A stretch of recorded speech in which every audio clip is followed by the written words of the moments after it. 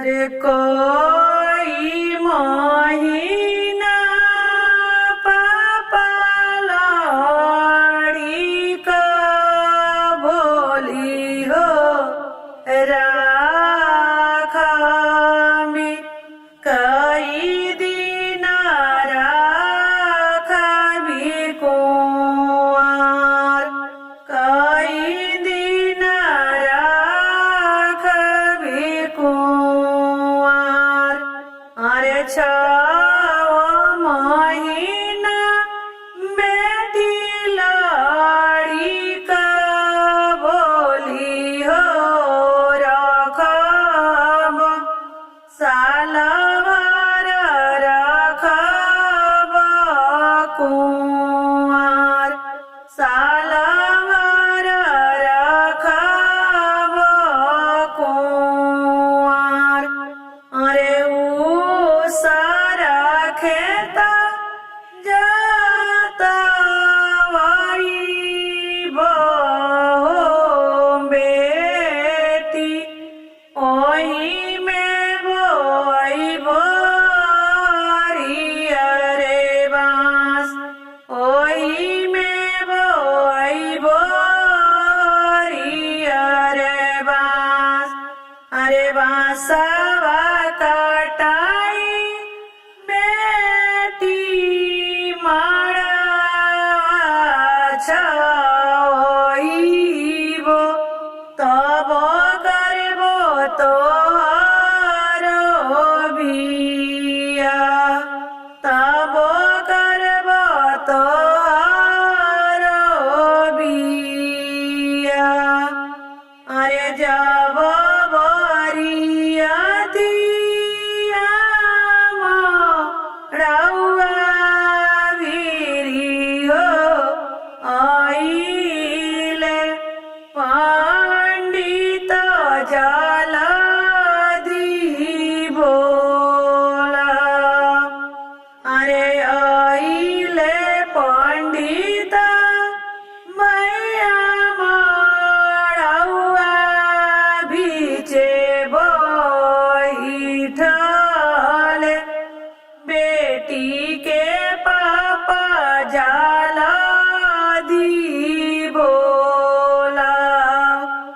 अरे आईनी बेटी के पापा मरउआ बीचे बैठानी बेटी के मम्मी जाला दी बोला अरे आईली बेटी के मम्मी मरउआ बीचे बैठली दुलारी बेटी जाला दी बोला अरे आईली दुलारी बेटी पापा जांगे बैठली दुलारो दुल्हा जाला दी बोला